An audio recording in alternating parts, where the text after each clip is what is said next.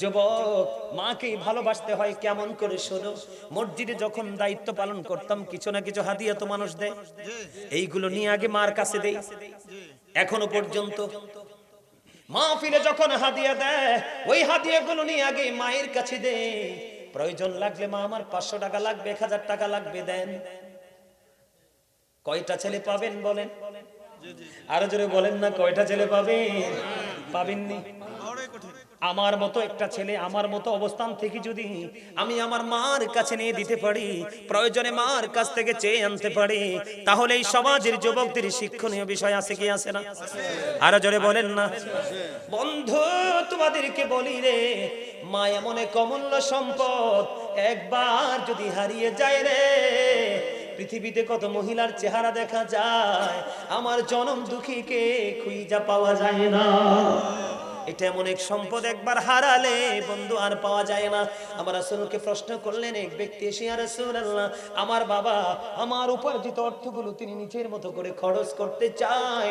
এবার আমার নবীজি একটা ডাক দিয়ে বললেন, তোমার সম্পত্তি নয়, তুমি নিজেও তোমার বাবার সম্পদ। বাবা যেমনি তেমনি তোমাকে খাটাতে পারবে, না করতে পারবে না। আমার রাসূল বলেছেন, হতভাগা সে, হতভাগা সে, হতভাগা সে রে, কে রে সেই হতভাগা? যিনি বাবা মা দুজনকে পাইলো অথবা একজনকে পাইলো, তাদেরকে ভালোবেসে জান্নাতি হতে পারলো না, তার মতো হতভাগার কেউ হইতে পারে না। মায়ের দিকে মায়ার নজরে একটা নজর দাও, একটা হজের সওয়াব। নবী গো, যদি 100 বার তাকাই, নবী বললেন 100 হজের সওয়াব। আমি আপনাদেরকে ছোট্ট হাদিসের একটা অংশ শোনাবো। হযরত জুরিজ নামে একজন আল্লাহওয়ালা বুজুর্গ লোক ছিল।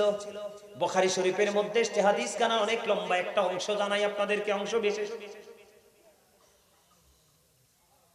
হযরত জুরিজ তিনি লোকালয় থেকে অনেক দূরে গিয়ে বন্ধু তিনি কি করতেন, হুজরা বানাইয়া মাটি দিয়ে এটার মধ্যে আমল করতে। একদিন হযরত জুরিজ নামাজরত অবস্থায়, ও তার মা চলে গেল, বাবা জুরিজ আমি মা এসেছি, আমাকে দেখা দাও। কিন্তু জুরিজ নামাজ পড়ে, আল্লাহ আমি মাকে দেখা দিব নাকি নামাজ পড়বো? জুরিজ সর্বশেষে সিদ্ধান্ত নিল, আমি নামাজটাই পড়বো। নামাজ শেষ করার পরে এবার হুজরার বাইরে এসে দেখলেন মা নাই, চলে গেছে। পরের দিন আবার আসলেন, এই দিন নামাজে জুরিজ। আজকেও মা এসে ডাকে, সন্তান মায়ের ডাকে সারা দেয় না, নামাজ পড়ে। নামাজ শেষ করে বাইরে এসে দেখে আজকেও মা নাই, চলে গেছে। বুখারী শরীফের হাদিস, কিন্তু সন্দেহ করবেন না। তৃতীয় দিন আবার বন্ধু চলে আসলো, মা ডাকতেছে, বাবা আমি মা এসেছি জুরিজ, বাবা আমাকে দেখা দাও। জুরিজ হুজরার মধ্যে নামাজ পড়তেছে, আজকে মার সাথে দেখা করলো না। নামাজ শেষ করে বাইরে এসে চাইয়া দেখে আজকেও মা নাই। এবার একদিন, 2 দিন, 3 দিন, হাদিস শরীফের মধ্যে এসেছে ছেলের সাথে দেখা করতে এসে ছেলেকে পায় না। না পেয়ে তৃতীয় দিন মা যাওয়ার সময় বলল, আল্লাহ ছেলেটার সাথে দেখা করতে আসলাম, 3 দিন দেখা দিল না, তাকে বেশ্যা মহিলার মুখ না দেখাইয়া মরণ দিও না। আমার নবীজি সাহাবাই কেরামদেরকে বললেন, সাহাবীরা রে, তোমরা কোনো স্বপ্ন দেখেছো কিনা?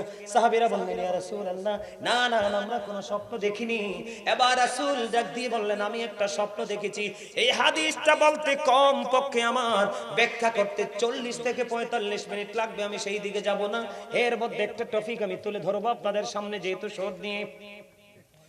নবীজি বন্ধু চলতে শুরু করলেন, চলতে চলতে চলতে চলতে অনেকগুলো দৃশ্য দেখলেন। এর মধ্যে একটা দৃশ্য তিনি দেখতে পাইলেন, একটা মানুষ রক্তের নদীতে সাঁতার কেটে কেটে পারে আসতে চায়। কি করতে চায়? সাঁতার কেটে কেটে বন্ধু কুলে আসতে চায়, পারে উঠতে চায়, কিন্তু সে উঠতে পারে না। কেন পারে না? আরেকজন কুলের মধ্যে ভয়ঙ্কর পাথর হাতে নিয়ে দাঁড়িয়ে আছে। আসতে চাইলে তাকে পাথর মারা হয়, আসতে চাইলে তাকে পাথর মারা হয়, এমনি করে করে উঠতে চাইলে তাকে পাথর মারা হয়। নবীজি দৃশ্য দেখতে পাইলেন, প্রশ্ন করলেন সঙ্গীরা, নবীর সঙ্গী হলো ফেরেশতারা, তোমরা বলে দাও গো, এই মানুষটা কে, তার অপরাধ কি? ইয়া রাসূলুল্লাহ, এই মানুষটা হলো দুনিয়ার সুদখোর। এবার আমি বলি, কেন রক্তের নদীতে, অন্য কোন নদীতে কেন তাকে সাজা দেওয়া হয় না? রক্ত কি ভালো জিনিস না খারাপ জিনিস? ও বন্ধু, নির্দিষ্ট সময়ের পরে আর নাকের কাছে রক্তের ইয়াটা সেন্টটা নিয়ে যায় না, ঠিক কিনা বলে? আপনি খাবার যখন খান রক্ত তৈরি হয়, খাবার না খাইলে কিন্তু শরীরে ব্লাড আসবে না। তখন ইনকাম যদি হালাল হয় বাজারও হালাল, বাজার যদি হালাল হয় রান্নাও হালাল, রান্না যদি হালাল হয় খাবারও হালাল, খাবার যদি হালাল হয় রক্ত হালাল, রক্ত যদি হালাল হয় আমল গ্রান্টেড। ঠিক।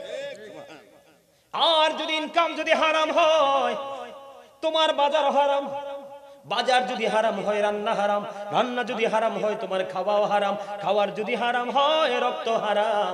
তার মানে তোমার আলো আমল তোমার অগ্রহণযোগ্য, গ্রান্টেড নয়। তার কারণ বন্ধু তুমি তো সুদ খাইলা না, গরিবের রক্ত চষে নিলা, এই জন্য তোমার জন্য মালিক সাজা অনেকগুলো রাখছে। এর মধ্যে একটা সাজা হলো তোমাকে রক্তের নদীতে হাবুডুবু খাইতে হবে, দুর্গন্ধযুক্ত হয়ে যাবে পরিবেশ। ও বন্ধু কিন্তু তুমি চাইলে মরতে পারবা না, না না মরতে পারবা না। চাইলে তুমি বাঁচে যাবা না, না বাঁচতেও পারবা না। চাইলে তুমি ওখান থেকে আউট হতে পারবা না, না আউটও হতে পারবা না।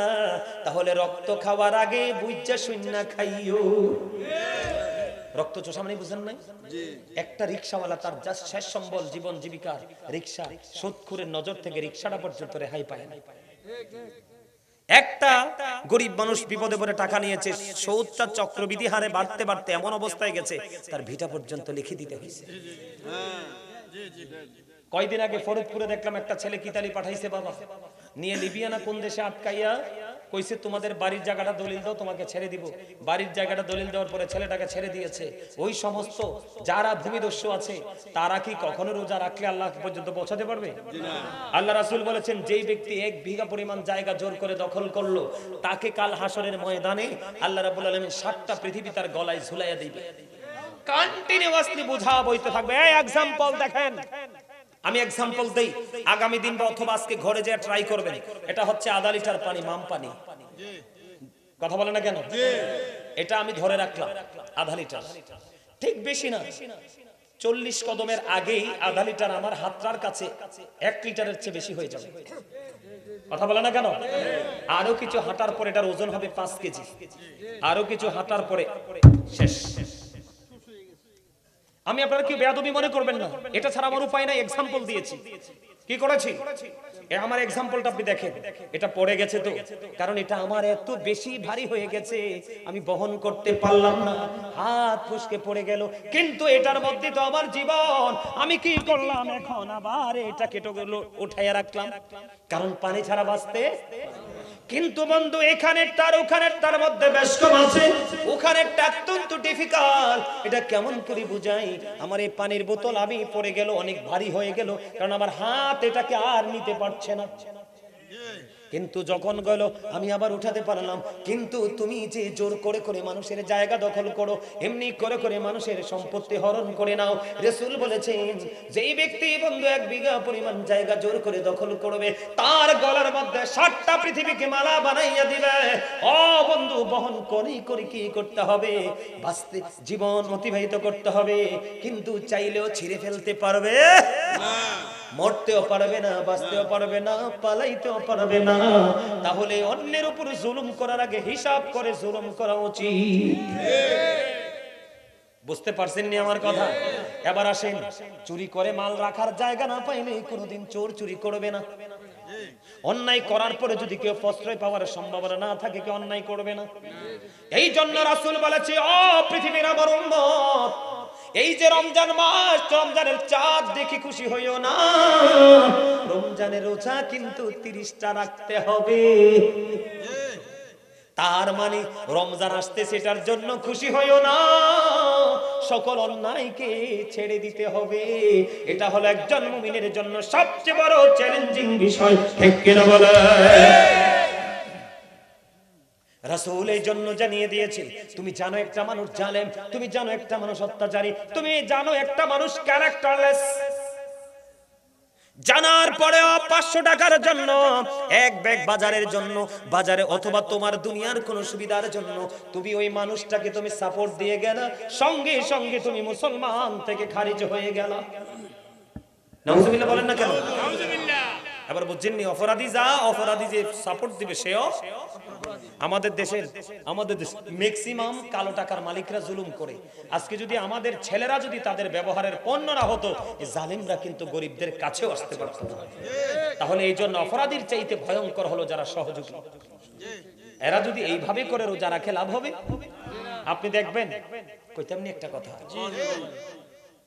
রোজা আসছে না, দেখবেন আমাদের দেশে অনেক চাঁদাবাজের উপদ্রব বেড়ে যাবে। এটাকে লিড দিবে অন্য কোন না কোন স্থানীয় প্রভাবশালী পার্সন। ভুল বলছি? আমি ছিলাম সুদে, এটা যেহেতু আসতে ঢুকাই দিলাম। আমার নবীজি বন্ধ মেরাজে গেলেন, মেরাজে যাওয়ার পরে জাহান্নামের দিকে নজর দিলেন, চাইয়া দেখলেন এক একটা মানুষের পেট এক একটা ঘরের মতো বড় বড়। ও জিবরাইল, এই ঘরের মতো বড় বড় পেটওয়ালা লোকগুলো কারা? আমার রাসূল জানিয়ে দিল, এই ঘরের মতো পেটওয়ালা মানুষগুলো কারা? প্রশ্ন করতে দেরি জিবরাইল বললেন, ইয়া রাসূলুল্লাহ, এই মানুষগুলো হলো দুনিয়ার সুদখোর। নাউযুবিল্লাহ। নবীজি বলল, রে জিবরাইল, ওই বড় বড় পেটওয়ালা মানুষগুলোর দিকে নজর দিয়ে চাইয়া দেখলো, তার পেটের মধ্যে শুধু সাপ আর বিচ্ছু দেখা যায়। সুরে সুরে কোন নাউযুবিল্লাহ। দেখবেন ঘোষ যারা খায় তারা বেশি মোটা হয়, হেলদি হয়। এটা অভিশপ্ত বডি। তারা যতই তওবা করুক, ওই পর্যন্ত তওবা কবুল হবে না যেই পর্যন্ত যার কাছ থেকে যেই পরিমাণ টাকা সুদে নিয়েছে এগুলো যতদিন রিটার্ন না করবে ততদিন তার তওবা কবুল হবে না। তাহলে সুদ খাইয়া রোজা রাখলে হইবনি, দামি দামি ইফতার করলে হইবনি, মদিনা শরীফ থেকে ইমাম সাহেব দাওয়াত দিলে হইবনি।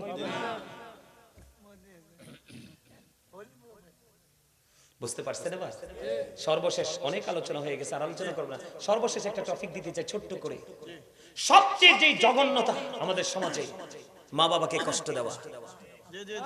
আরে যারা বলেন না কেন, মা বাবাকে ভালোবাসা ফরজ। বুঝেন না, আল্লাহর কোরআনে আব্বা আম্মার কথা কইছে। আব্বা আম্মা কত দামি জিনিস। আরে বোকা, তোমরা এত বোকা কেন?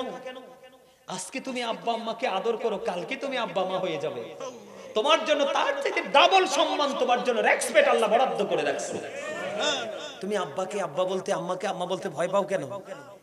তুমি বাবাকে বাবার মতো ভালোবাসো, মাকে মার মতো ভালোবাসো, কারণ এই জেনারেশনটা তোমার জন্য অপেক্ষা করতেছে। তুমি যদি আজকে বাবাকে বাবা বলতে পারো, তুমি তার চাইতে ডাবল রূপে বাবা হিসাবে তুমি তোমার সন্তানের কাছে দাঁড়াতে পারবা। কেন বুঝো না? এটা বোকার কাজ না দাদা ভাই? বাবা আমাকে কষ্ট দেওয়া কি বোকার কাজ না? আল্লাহর কোরআন খুলে দেখলাম, যেটা আল্লাহর অমীয় বাণী, লৌহে মাহফুজের কোরআন, যাকে বলা হয় দা হোলি কোরআন। রাসূল বলেছেন, paradise of the child under the feet of the mother. মায়ের পায়ের নিচেই সন্তানের জান্নাত। এই জন্য আমি বলি, we should obey our parents. আমাদের প্রত্যেকের উচিত আমাদের পিতামাতাকে মান্য করা, কারণ তাদেরকে মান্য করা হলো ফরজ, তাদেরকে কষ্ট দেওয়া হারাম। বাবা মাকে ভালোবাসা কি ফরজ, বাবা মাকে কষ্ট দেওয়া হারাম। রাসূলকে প্রশ্ন করলেন, নবী গো, আমি কে আমার কাছ থেকে সবচেয়ে মিষ্টি পাওয়ার হক রাখে, মিষ্টি ব্যবহারের হক কার বেশি? আমার রাসূল বললেন, ক্বালা উম্মুকা ইউর মাদার, তোমার মা। এরপর বললেন, ক্বালা সুম্মা মান, নেক্সট কে? রাসূল বললেন, ক্বালা উম্মুকা ইউর মাদার, তোমার মা। এরপরে বললেন, ক্বালা সুম্মা মান, নেক্সট টাইম কে? রাসূল আবার বললেন, ক্বালা উম্মুকা ইউর মাদার। আবার প্রশ্ন করা হলো, ক্বালা সুম্মা মান, তারপরে কে? আমার রাসূল বললেন, ক্বালা আবুকা ইউর ফাদার। জোরে জোরে আল্লাহু আকবার। এজন্য আমি একটা ছন্দ বলি, বলবো? এখন মনে পড়ছে, বলবো? I love my country, I love my land, I love my mother, fathers, I love my friends. আলহামদুলিল্লাহ বলেন না কেন? এটা আমার বক্তব্য। আমি তাদেরকে ভালোবাসি। কাকে? যারা আমার বন্ধু হবে, আর বন্ধু তারা হবে যারা আল্লাহ রাসূলের সাথে প্রেমের ডুরি। সুবহানাল্লাহ বলেন। আমি আমার জন্মভূমিকে ভালোবাসি। I love my country and country's people. আলহামদুলিল্লাহ বলেন না? রমজান মাসে গরিব মানুষের পাশে থাকবেন। We should be beside the helpless people of the country. আমাদের সবার উচিত অসহায় মানুষের পাশে থাকা, ঠিক কিনা বলেন? আমাদের দেশের অসহায় মানুষের পাশে থাকা উচিত কিনা? কিন্তু সবার পাশে থাকবো, মা বাবার পাশে থাকবো না, এটা কি হয়? এটা কি হয়? হয় না। নবীজিকে প্রশ্ন করা হলো, নবী গো, ও যুবক, তোমরা সবাই শোনো, যেহেতু বাবা মাকে নিয়ে আলোচনা, আমি তোমাদেরকে দেখাতে পারবো আমার পকেটটা খুলে আমি আসার সময় আমার মা আমাকে 500 টাকা হাদিয়া দিছে। মারহাবা কন্যা। যুবক, মাকে ভালোবাসতে হয় কেমন করে শোনো। মসজিদে যখন দায়িত্ব পালন করতাম, কিছু না কিছু হাদিয়া তো মানুষ দেয়, এইগুলো নিয়ে আগে মার কাছে দেই। এখনো পর্যন্ত মাহফিলে যখন হাদিয়া দেয়, ওই হাদিয়াগুলো নিয়ে আগে মায়ের কাছে দেই। প্রয়োজন লাগলে মা, আমার 500 টাকা লাগবে, 1000 টাকা লাগবে, দেন। কয়টা ছেলে পাবেন বলেন? আরো জোরে বলেন না, কয়টা ছেলে পাবেন? পাবেননি। আমার মতো একটা ছেলে, আমার মতো অবস্থান থেকে যদি আমি আমার মার কাছে নিয়ে দিতে পারি, প্রয়োজনে মার কাছ থেকে চেয়ে আনতে পারি, তাহলে এই সমাজের যুবকদের শিক্ষণীয় বিষয় আছে কি আছে না? আরো জোরে বলেন না।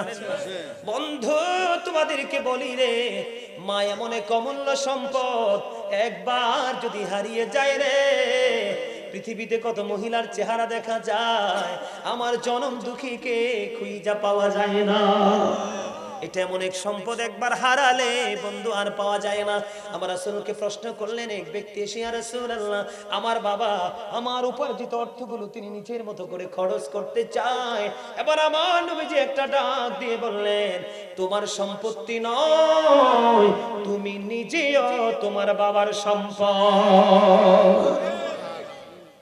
বাবা যেমনি যেমনি তোমাকে খাটাতে পারবে, না করতে পারবে না। আমার রাসূল বলেছেন, হতভাগা সে, হতভাগা সে, হতভাগা সে রে, কে রে সেই হতভাগা?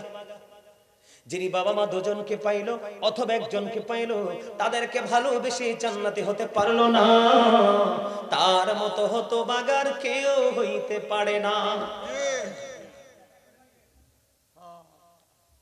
মায়ের দিকে মায়া নজরে একটা নজর দাও, একটা হজের সওয়াব। নবী গো, যদি 100 বার তাকাই, নবী বললেন 100 হজের সওয়াব।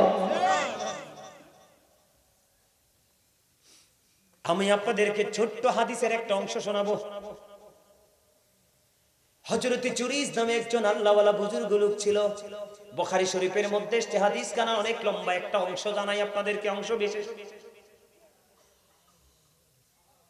হযরত জুরিজ তিনি লোকালয় থেকে অনেক দূরে গিয়ে বন্ধু তিনি কি করতেন, হুজরা বানাইয়া মাটি দিয়ে এটার মধ্যে আমল করতে। একদিন হযরত জুরিজ নামাজরত অবস্থায়, ও তার মা চলে গেল, বাবা জুরিজ, আমি মা এসেছি, আমাকে দেখা দাও। কিন্তু জুরিজ নামাজ পড়ে, আল্লাহ, আমি মাকে দেখা দিব নাকি নামাজ পড়বো? জুরিজ সর্বশেষে সিদ্ধান্ত নিল, আমি নামাজটাই পড়বো। নামাজ শেষ করার পরে এবার হুজরার বাইরে এসে দেখলেন মা নাই, চলে গেছে। পরের দিন আবার আসলেন, এই দিন নামাজে জুরিজ। আজকেও মা এসে ডাকে, সন্তান মায়ের ডাকে সারা দেয় না, নামাজ পড়ে। নামাজ শেষ করে বাইরে এসে দেখে আজকেও মা নাই, চলে গেছে। বুখারী শরীফের হাদিস, কিন্তু সন্দেহ করবেন না। তৃতীয় দিন আবার বন্ধু চলে আসলো, মা ডাকতেছে, বাবা আমি মা এসেছি, জুরিজ বাবা আমাকে দেখা দাও।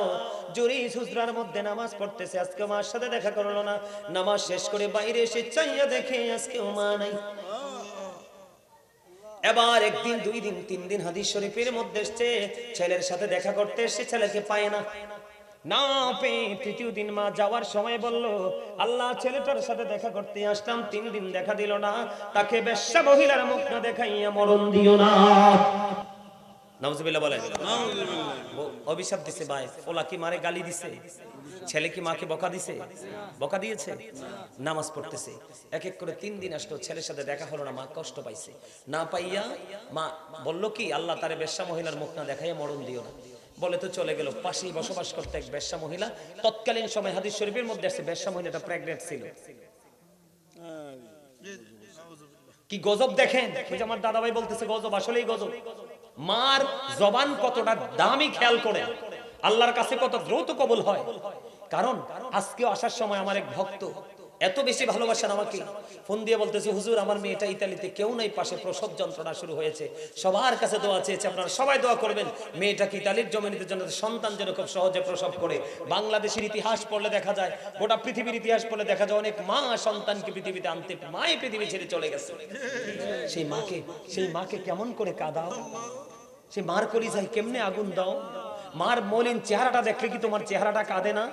বিশ্বাস করেন, এখনো যদি আমার মা এবং বাবার চেহারা দেখি মলিন, আমার মনে হয় গোটা পৃথিবীটা আমার ছোট্ট হয়ে আসছে, আমি পাগল হয়ে যাই। বন্ধু, মা সন্তানের জন্য কত ত্যাগ করে। ও বন্ধু, সন্তানকে যদি মা বাবা কিছু দিও না যায়, তোমার এই তরতাজা বডিটা দিয়ে গেছে রে, এটার ঋণ তো জনম জনম চেষ্টা করেও শোধ করতে পারবা না। পাশেই ছিল বেশ্যা মহিলা। ও বন্ধু, বেশ্যা মহিলার দিন গড়ালো, বাচ্চা প্রসব করলো। মানুষগুলো জিজ্ঞেস করলো, তুমি বাচ্চাটা কোথায় পাইছো? ওই বেশ্যা মহিলা উত্তর দিয়ে দিল, এই বাচ্চা আমি আনছি জুরিস থেকে। আসলে সরল মনা জুরিস কিছুই জানে না। মায়ের অভিশাপ তো লেগে গেল। এবার বন্ধু কি করলেন? মানুষগুলো তৎকালীন সময় কি করলো? এবার দৌড়ে চলে আসলো, জুরিজের হুজরাটা বন্ধু ভেঙে ফেললো, জুরিজকে প্রহার করতে শুরু করলো, টেনে হিস্ট্রি হুজরা থেকে বাইর করে নিয়ে আসলো। তোমরা আমাকে কেন প্রহার করছো? আমি কি করেছি? কই, তুমি বেশ্যা মহিলার সাথে অবৈধ সম্পর্ক করে বাচ্চা দিয়েছো, অথচ হযরত জুরিজ কিছুই জানে না। খেয়াল করেন, মাকে কিন্তু বকা দেয় নাই। মা কিছু চাইছে, দেয় নাই এমনটিও নয়। মা চাইছে একটু দেখা দাও, সে নামাজে, সে নামাজ ছেড়ে মায়ের সাথে দেখা দিল না, মা অভিশাপ দিল। আমার আল্লাহ বন্ধু কবুল করে নিল। মানুষগুলো পাগল। এবার জুরিস বললেন, ওই বাচ্চাটাকে আমার কাছে নিয়ে আসো, আর আমাকে একটা ঘটি পানি দাও, আমি ওযু করব। জুরিস ওযু নামাজ পড়লেন, নামাজ শেষ করলেন। বাইরে অসংখ্য মানুষ অপেক্ষা করতেছে, কই রে কই, ওই বাচ্চাটা আমার কাছে নিয়ে আসো। ওই বাচ্চাটাকে যখন নিয়ে আসা হলো, এবার জুরিস ওই ছোট্ট বাচ্চাটার পেটটার উপর রেখে ডাক দিয়ে বলল, বাবু বলো না তোমার বাবাকে। ওই বাবু উত্তর দিয়ে দিল, এই রাখাল আমার বাবা। আওয়াজ করে বলুন না আল্লাহু আকবার। জুরিস কেমন বুজুর্গ দেখছেন? বাচ্চার পেটে হাত দিছে, বাচ্চার জবান খুলে গেছে। এত বুজুর্গ জুরিস যদি মায়ের অভিশাপ থেকে বাঁচতে না পারে, আপনি আর আমি তো উপায় নেই। ঠিক না? ঠিক। এই জন্য আমি একটা গজল বলি। আজকে তো গজল গাই নাই, আমি কিন্তু একজন রাইটার। আমার সিনায় গজলের অভাব নাই। আজকে আমি গজল গাই নাই, একটা গজল গাইবো। আমার মা নাই, আমার বাবা নাই, দয়াল রে দয়াল, আমার কি মা ডাকার স্বাদ নাই রে, আমার কি বাবা ডাকার স্বাদ নাই রে। ঘরে যাইয়া সবাই দেখে মা জননীর মুখ, বাবা যখন মাথায় হাত দে ভুলে যাই সব দুঃখ। বলেন, আমার মা নাই, আমার বাবা নাই, দয়াল রে দয়াল, আমার কি মা ডাকার স্বাদ নাই রে, আমার কি বাবা ডাকার স্বাদ নাই রে। শয়নে স্বপনে শুধু মা তোমার কথা মনে হয়, কতদিন দেখি না তোমার, ভুলে কি গেছো আমার, ভুলে কি গেছো আমার। আদর সোহাগ মাগো আর কোথা পাবো, কারা চলে আমি নিজেকে জড়াবো। আদর সোহাগ মাগো আর কোথা পাবো, কারা চলে আমি নিজেকে জড়াবো। কার কাছে ধরবো মিছে বাইনা, তোমার মতো কেহ নাই। শয়নে স্বপনে শুধু মা তোমার কথা মনে হয়। আমার ভুবন জুড়ে শুধু দুঃখ জ্বালা, কে আর পড়াবে আমায় সুখের সীমানা। কপলে কি দেবে আর কাজলে রুটি তুমি জেনে ধরায় শয়নে স্বপনে শুধু মা তোমার কথা মনে হয়। ঠিক কিনা? মাকে কষ্ট দিয়েন না, বাবাকে কষ্ট দিয়েন না। দেখেন যে চোখের পানি, সন্তান যখন মার জন্য দোয়া করে, তীর মারলে তীরটা গন্তব্যে যাওয়ার আগে সন্তানের দোয়া আল্লাহর কাছে কবুল হয়ে যায়। কোন বাবা মা যখন সন্তানের জন্য দোয়া করে, তীর মারলে তীরটা গন্তব্যে যাওয়ার আগে মা বাবার দরখাস্ত আল্লাহর কাছে কবুল হয়ে যায়। আপনি সেই মা বাবার কলিজায় আগুন দিয়ে কষ্ট দিয়ে সারা মাস রোজা রাখেন, সারা পৃথিবী খাওয়ান, জান্নাত আপনার নসিবে জুটবে না, কারণ জান্নাতটা তাদের পায়ের তলে। নামাজ হইল সাবি। আপনি যতই সুফি হন, আপনি জান্নাত খুঁজে পাইলে না গেট খুঁজে পাইতেন, আর গেট খুঁজে পাইলে না গেটে তালা দেখতেন, আর তালা দেখলে না সাবির প্রয়োজন। আগে তো জান্নাত খুঁজতে হবে।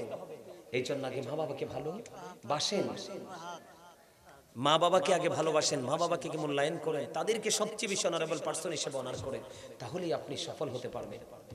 সম্মানিত উপস্থিতি, আমাদের দেশে অনেকেই সৌদি আরবের সাথে চাঁদ দেখে রোজা রাখে। এরকম রোজা রাখা আমাদের জন্য হারাম। আমাদের বাংলাদেশে চাঁদ দেখবো, আমরা সাহারি খাবো, তারাবি পড়বো, আবার আমরা শাওয়ালের চাঁদ দেখবো, আমরা ঈদ করব। কোন দেশের সাথে মিল করে আমরা করব না। কথা বুঝতে পারছেন? তারাবি 20 রাকাত পড়বেন না 8 রাকাত? সকল সাহাবায়ে কেরামের ইজমা হয়েছে তারাবি নামাজ 20 রাকাত। কত রাকাত? 20 রাকাত। লাইলাতুল কদরের রাত্রিতে ইচ্ছে মতো আমল করবেন। জিবরাইল আলাইহিস সালামের নেতা হয়ে অসংখ্য ফেরেশতাদেরকে নিয়ে পৃথিবীতে চলে আসে। আসার পরে তারা সারা রাত থাকে, যারা দাঁড়িয়ে বসে শুয়ে আল্লাহর জিকির করে, তাদের সাথে ফেরেশতারা মুসাফা করে। কি করে? ফেরেশতারা মুসাফা করে। এটা 1000 মাস চাইতে উত্তম। সুবহানাল্লাহ বলেন। সুবহানাল্লাহ। ফেরেশতারা মুসাফা করে। সমস্ত ফেরেশতারা যখন একত্রিত হয়, জিবরাইলের কাছে জিজ্ঞাসা প্রশ্ন করে, জিবরাইল, আজকে রাতে আল্লাহর বান্দাদেরকে নিয়ে কি মন্তব্য করেছেন? এখন জিবরাইল বলে, আল্লাহ রাব্বুল আলামিন তার বান্দাদের দিকে রহমতের নজরে 70 বার তাকাইছে। সুবহানাল্লাহ বলেন না? সুবহানাল্লাহ। আর রহমতের ফেরেশতারা পৃথিবীতে এসে আল্লাহর গোলামদের সাথে কি করে? মুসাফা করে। কি করে? এখন হুজুর আপনি কিভাবে বুঝবেন যে আমার সাথে মুসাফা হয়েছে? রাসূল বলে দিয়েছেন, যেই ব্যক্তিটা মুনাজাত দিয়ে কান্না করবে, কি করবে? নামাজ পড়তে কান্না করবে বা আমল করতে সে কান্না করবে, চোখের পানি আসবে, মনে করতে হবে তার সাথে রহমতের ফেরেশতারা মুসাফা হয়ে গেছে। সুবহানাল্লাহ। আর জোরে বলেন না সুবহানাল্লাহ। রমজানের শেষ 10 দিন কি করবেন? ইতিকাফ করবেন।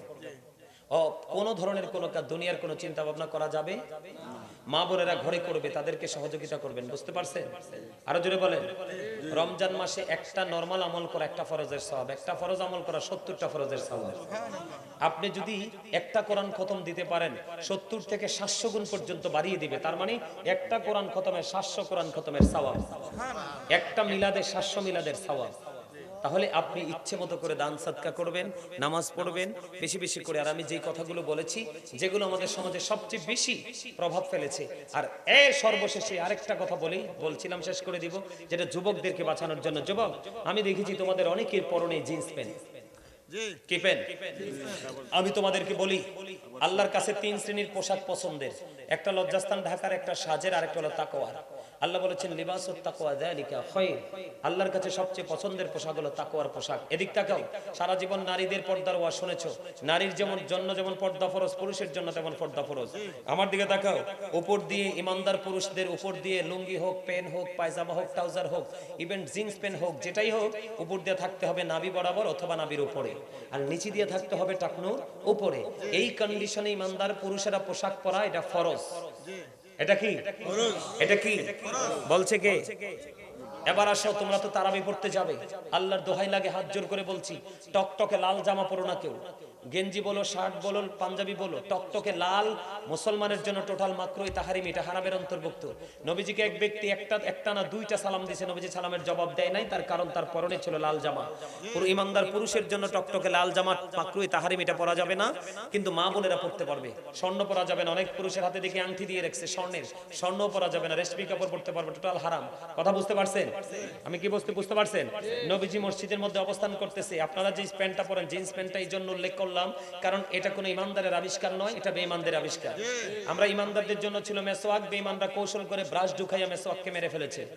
আমাদের সকালে শিকার কথা ছিল কোরআন। ফোরকানিয়া মাদ্রাসায় কিন্ডারগার্টেন আবিষ্কার করে তারা কি করেছে? ফোরকানিয়া মাদ্রাসাগুলোকে গলা টিপে হত্যা করেছে।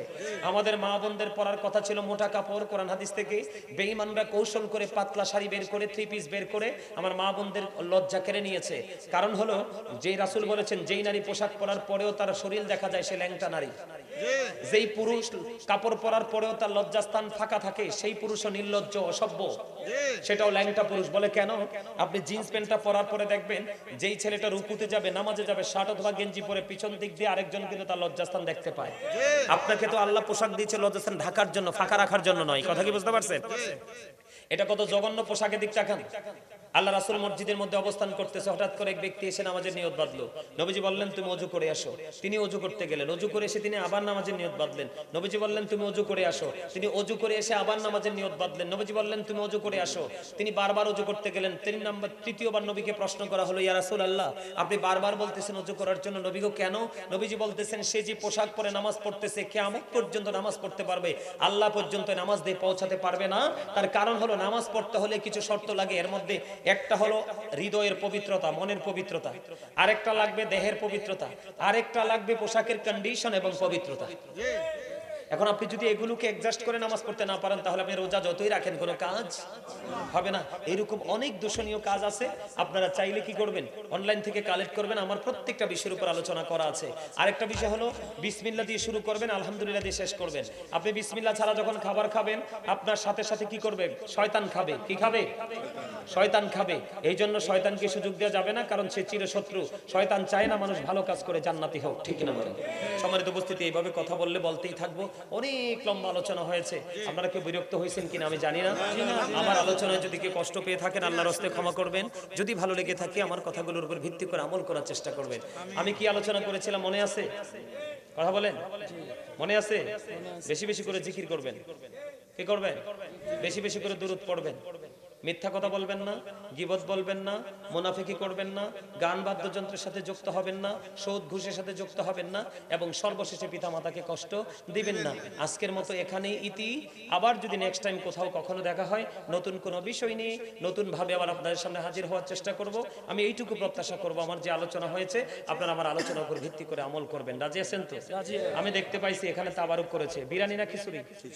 খিচুড়ি করা হয়েছে। আমি যখন নবীজিকে একটু দাঁড়িয়ে সালাম দিব, আপনারা সালামের পক্ষে আছেন?